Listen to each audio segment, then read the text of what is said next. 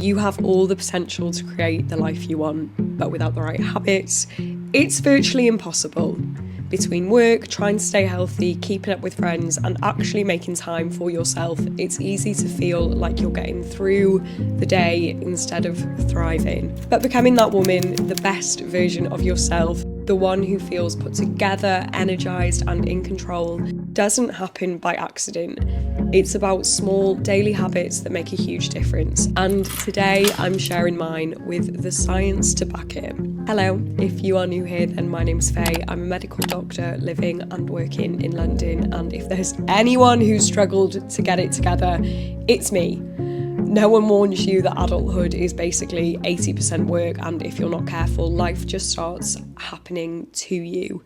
You blink and suddenly your day's off. Those precious moments that are actually yours are gone before you've even had a chance to breathe. For so long, I felt like becoming the best version of myself was too confusing and just wasn't on the cards for me. Till I figured this out. My day off routine that keeps me productive, balanced, and actually feeling like her. So if that sounds like a bit of you, then hit subscribe so you never miss a video, and let's get into it. Part 1.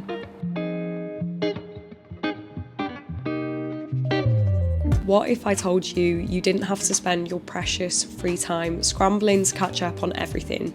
Emails, appointments, and endless to-do lists, only to end the day feeling like you hadn't accomplished anything to go towards your long-term vision of what you want your life to look like. That lingering overwhelm is a common trap, and without structure, time really does fly by.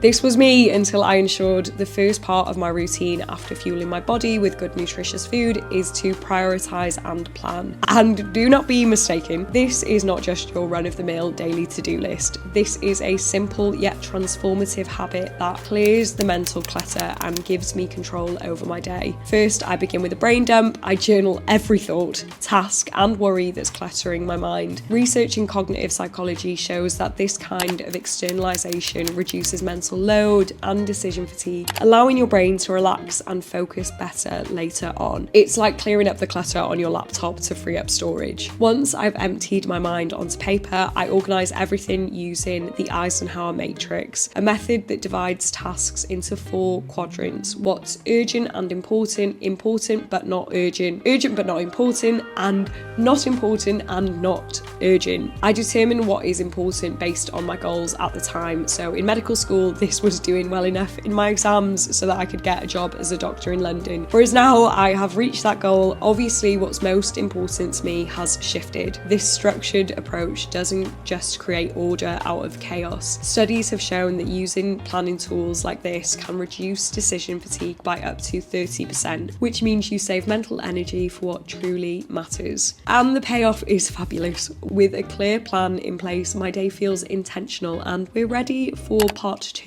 of my routine.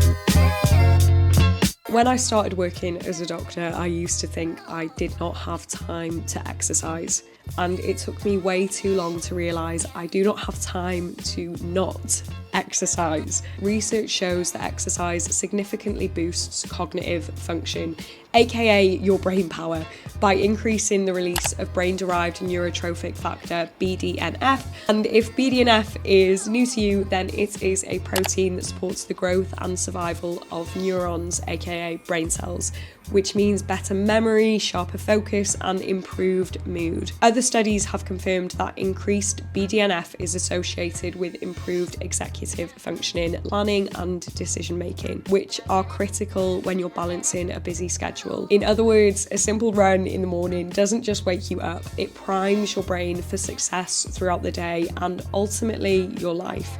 So far, my routine hasn't really screamed day off, which is why part 3 is so important. When Monday through to Friday hits me hard, I barely have the energy to think about my appearance. I dedicate a portion of my day off to a streamlined Pamper and Prep routine. I start by dry brushing my skin from the toes upwards for increased blood flow and to promote lymphatic drainage. Then I wash my hair, starting off with a anti-dandruff shampoo because research suggests it can promote hair growth even if you don't have dandruff. I've been on a very long journey with my hair health, so if you would like me to break down all the evidence-based steps I've taken to grow it, then please let me know in the comments. I then wrap my hair in a t-shirt rather than a towel to reduce breakage, and I use my salicylic acid toner. This version is Superdrug and is a dupe for the much more expensive Paula's Choice version.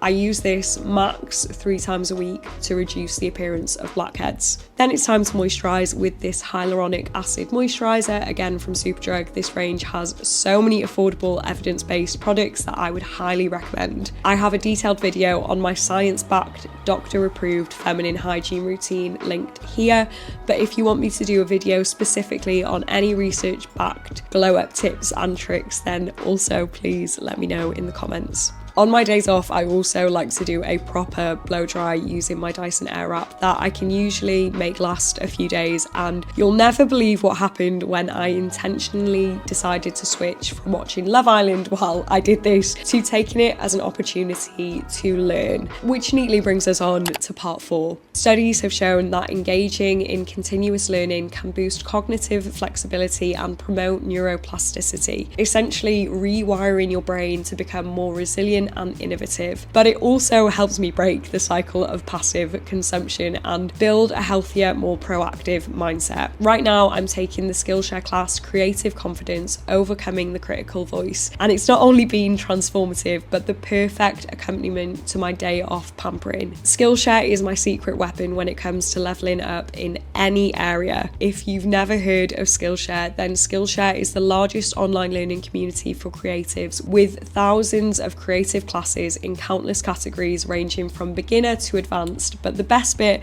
they're from experts in their fields. In this class, you learn tools to silence your inner critic, so you have more power over your mind and thoughts, giving you the freedom to be more creative, challenge ideas, and do what you really want to do. It's like giving your mind a power up, and it really does make a difference in how you approach challenges throughout the day and ultimately through your life. And if you would like to access thousands of these classes completely for free, then because Skillshare are kindly sponsoring this video, the first 500 people to use the link in my description will get a 1-month free trial of Skillshare. Trust me, this is one of the switches in my life that has made the biggest difference. So by clicking the link, your future self will thank you. Now, part 5.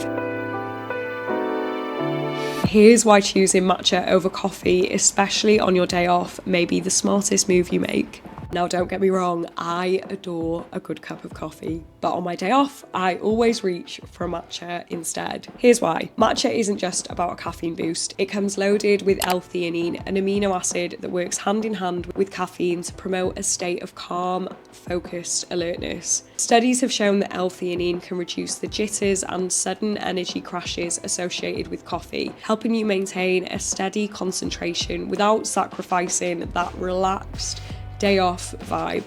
My favourite matcha at the moment is this brand that I will link down below. In this cinnamon flavour, Dylan bought me a couple of different flavours to try out. The vanilla is also really good, and I would highly recommend. After my mindful matcha moment, I headed off for a ridiculously exciting meeting, which honestly gives me so much anxiety every single year. So on the way, I took the opportunity to do probably the most important part of my day off routine. Part 6, my midday reset.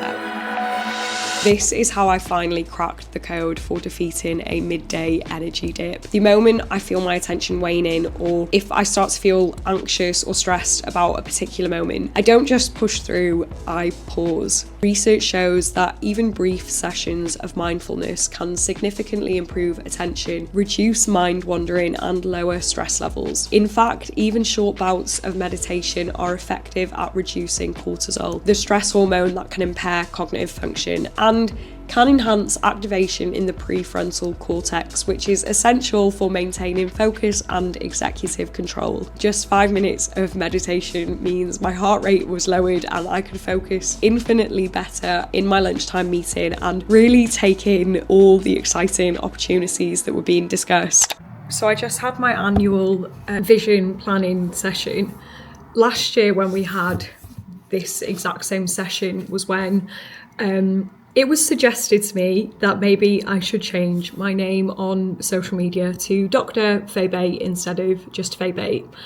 And I basically had this visceral reaction of repulsion at the thought of adding doctor into my name. Quite honestly, it made me feel violently ill.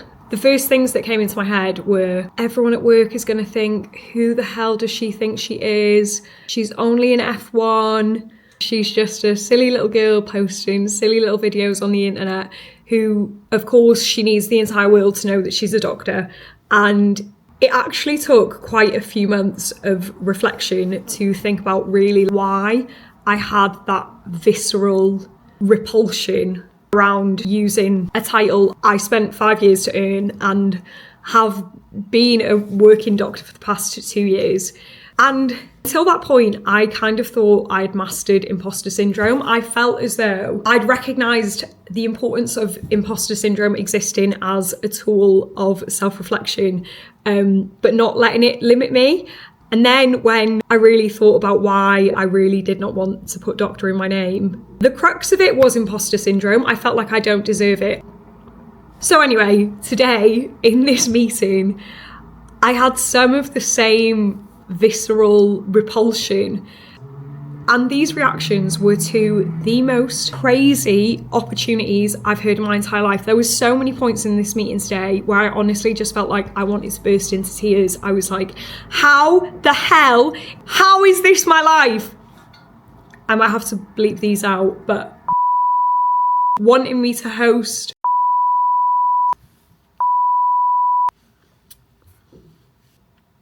But I'm so grateful that this time round, when I felt that visceral repulsion to all these really, really, really good, cool things that I didn't feel like I deserved, I was able to recognise, Faye, that is not the voice in your head that you want to be listening to. The voice in your head that you want to be listening to is, okay, why do we feel like we don't deserve these opportunities? Is it because we have skills that we want to develop, that we want to work on, that we can do? Or is it because we just don't think that we're worthy of that? And if it's the latter, then let's just put that in the bin right now, because that is not the attitude that we're bringing into 2025. The attitude we're bringing into 2025 is either we deserve it and brilliant, or we can work for it and we can build up the skills that mean that we deserve it. But there were so many points today where I was just like, this life is not meant for me. How on earth am I in this situation? And what if I take these opportunities and I make an absolute twat out of myself because I'm not worthy of them? I'm not going to keep this in the vlog, but I just want to talk about it for my own memories. But today,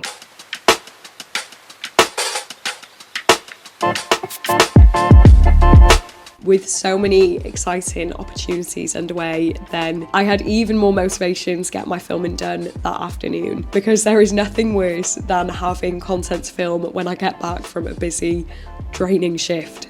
After a final push to finish my biggest tasks, it's time for part 7. When I shut down, I learned the hard way that evenings off don't need to be filled with anxiety and low self-esteem, thinking about what I should have got done. Since I tackled my most important tasks earlier on in the day using the Eisenhower matrix, I can actually flip a switch later on in the evening and allow my brain time to decompress after a busy day. Research suggests that establishing firm work boundaries and disengaging from work-related thoughts in the evening can significantly reduce stress and rumination. This can regulate cortisol levels and promote better sleep quality, critical factors for maintaining overall well-being. But part 8 is the one step in my routine that really made the most difference in my life, making sure the evening includes quality time. Whether it's watching something together or just talking, I make sure that I am present. Not only does it feel good, but studies show that meaningful social interactions can reduce stress hormones and boost oxytocin, also known as the love hormone. Now, not only will this increase happiness, but could actually also boost cognitive function. Quality time is more than just downtime. It's my way of reconnecting with what matters most. Because honestly, what is even the point in working so hard if you don't have time to be fully present with the people who matter most?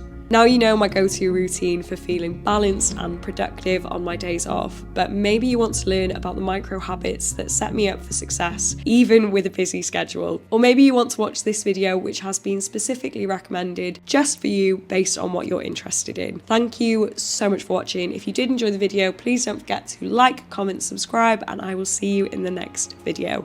Mwah!